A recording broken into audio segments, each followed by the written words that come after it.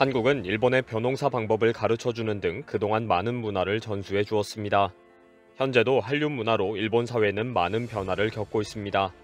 그리고 새로운 문화로 시장이 형성되고 먹고 사는 사람들이 생겨나기도 합니다. 그 중에는 호텔 업계와 호텔을 이용하는 일본인들도 있습니다. 호텔 업계는 한국에서 만들어진 호캉스 프로그램으로 불황 없는 영업을 하고 있고, 해외여행을 못 가는 일본인들은 호캉스로 여행 기분을 내고 있습니다. 일본에서는 호캉스는 한국에서 시작되었고 한국에서 만든 신조어이다 라고 공식적으로 소개를 합니다. 호텔들이 프로그램을 홍보할 때 반드시 이 소개를 하고 시설과 특징을 안내합니다. 지난해 20대 여성에서부터 도안놀이가 시작되었고 차츰 30대 여성들이 참여를 했습니다. 그리고 올해부터 일본 호텔이 본격적인 호캉스 마케팅을 대대적으로 진행하면서 이제는 남녀노소 모두가 즐기는 프로그램이 되었습니다. 아직 호캉스가 뭔지 잘 모르는 사람들을 위해서 호캉스는 무엇인가, 호캉스를 잘 보내는 방법 등을 설명해 주기도 합니다. 특히 최근 들어서 호캉스를 이용하는 일본인들이 늘어나면서 호캉스에 대한 모든 것을 알려주는 기사와 정보들이 쏟아지고 있습니다. 오늘 일본에서는 한국에서 태어난 호캉스가 일본에서 대유행하고 있다 라는 기사가 보도되었습니다. 최근 엔화나 물가 상승으로 해외여행을 못 가는 일본인들이 손쉽게 일본 국내에서 여행 분위기를 맛보고 있다는 내용입니다. 기사는 호캉스는 호텔과 바캉스를 결합한 한국 출생 신조어이다. 호캉스는 관광보다 호텔에서의 체류를 목적으로 한다. 일본에서도 작년부터 젊은이를 중심으로 화제가 되고 있다 라고 소개했습니다. 최근 많은 일본인들은 엔저로 인해 해외여행을 거의 엄두도 내지 못하는 상황입니다. C19 전보다 달러 가격이 30% 이상 급등했기 때문입니다. 현재의 엔저 환율로는 비행기 값은 둘째치고 해외에서 자고 먹고 즐기는 모든 것이 다 비싸진 것입니다. 그러다 보니 호캉스를 하면서 여행 기분을 내자는 일본인들이 많아졌습니다. 오래전부터 미국과 유럽에서는 휴가를 호텔에서 보내는 스테이케이션이라는 것이 있어 왔습니다. 해외 등 멀리 가지 않아도 휴가를 편의시설이 좋은 호텔에서 지내는 것을 말합니다. 그래도 가까운 곳에는 반드시 해수욕장이나 실내 수영장, 스파 등이 있어 함께 즐기는 것입니다. 그러나 호캉스는 처음부터 호텔 내에서만 머무르는 것을 1차 목적으로 합니다.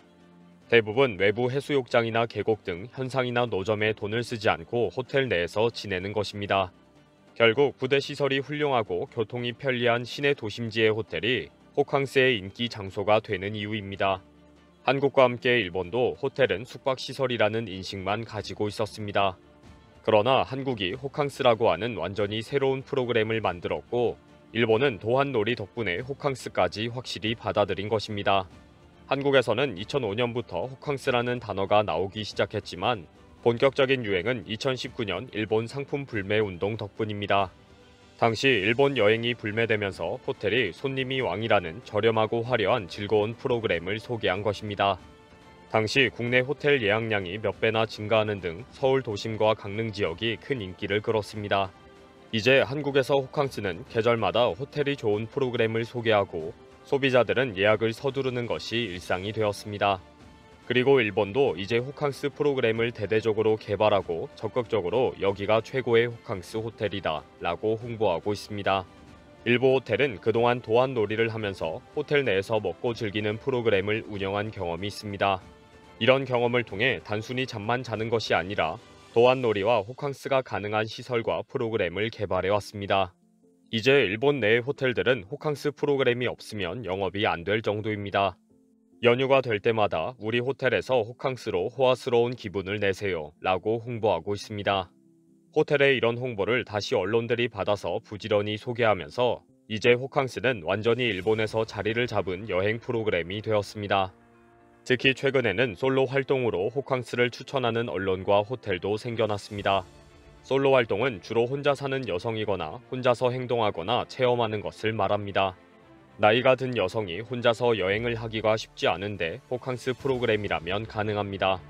일본에서 혼자 생활을 하는 솔로 여성들이 자유롭고 안전하게 여행을 즐길 수 있는 호캉스 프로그램이 많이 소개되고 있습니다. 이렇게 일본의 많은 호텔은 아주 다양한 호캉스 프로그램을 내걸고 마케팅을 하고 있습니다. 도쿄에서 비일상을 즐길 수 있는 호캉스 호텔 15선이라고 해서 SNS에서 인기가 있는 호텔 5선, 수영장과 온천이 있는 호텔 3선, 객실에서 야경을 즐길 수 있는 호텔 2선, 큰 화면에서 영화를 즐길 수 있는 호텔 3선으로 소개를 합니다. 이런 컨셉으로 이름을 짓고 인테리어에 변화를 주고 홍보를 하는 모든 것이 도안놀이와 한국의 호캉스에서 배운 것들입니다. 그래도 가장 인기 있는 지역은 한류 거리가 있는 신오쿠보 인근 지역의 호텔 호캉스 프로그램입니다. 신오쿠보에서 떡볶이를 먹거나 소주 한 잔까지 걸친 후에 한국 과자와 주류, 컵라면 등을 사들고 바로 호텔로 들어갈 수 있는 최고의 위치이기 때문입니다. 인근 호텔들은 도안놀이로 호텔 내 객실에서 즐길 수 있는 시설이 잘 되어 있고 이미 호캉스와 관련된 경험이 많이 쌓여 있기도 합니다. 일본에서 호캉스가 유행하기 시작한 것에는 도안놀이 영향도 있습니다.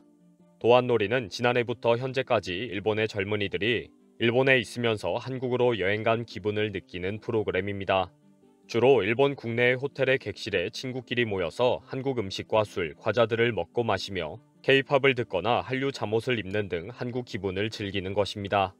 빔 프로젝터로 K-팝 아이돌의 뮤직비디오나 한국 드라마를 같이 보면서 시간을 보내기도 합니다.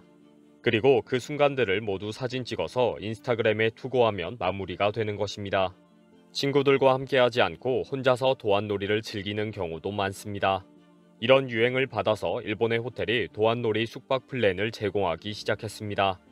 일본 언론에서도 본격적으로 도안놀이와 함께 한국의 호캉스라는 표현을 사용하기 시작했습니다.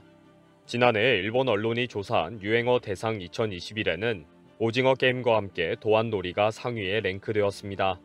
결국 일본에는 도안놀이가 먼저 호캉스의 붐을 열었고 본격적으로는 호텔 업계에서 한국의 호캉스 프로그램을 베껴간 것입니다. 최근 일본 내에서 호캉스에 대한 트렌드를 조사한 결과가 발표된 적이 있습니다. 호캉스에 대한 검색 유저가 2021년 6월부터 늘기 시작해서 최근에는 폭발적으로 증가한 것이 확인되었습니다. 시작은 20대 여성에서부터였고 현재는 30대 여성 등으로 연령층이 확대되었습니다. 초기에는 인스타에 사진들이 많이 올라왔는데 최근에는 유튜브를 통해서 본격적으로 호캉스가 소개되고 확산되고 있다고 조사되었습니다. 이제 호캉스는 인스타 등 SNS에서 가장 중요한 해시태그가 되고 있고 지금도 계속 사진들이 올라오고 있습니다. 어느덧 일본의 일상이 되어버린 것입니다. 일본에서 호캉스가 유행하면서 원조 호캉스 국가인 한국에 대한 관심과 기대도 높습니다. 한국으로 오기 전에 한국에서 즐길 수 있는 호캉스 프로그램을 검색해보고 추천받아서 건너올 정도입니다. 원조 국가를 찾아온다니 문화 전파에 감사하는 마음으로 역사 반성이나 잘하면 좋겠네요. 이번 영상은 여기서 마치겠습니다. 시청해주셔서 감사합니다.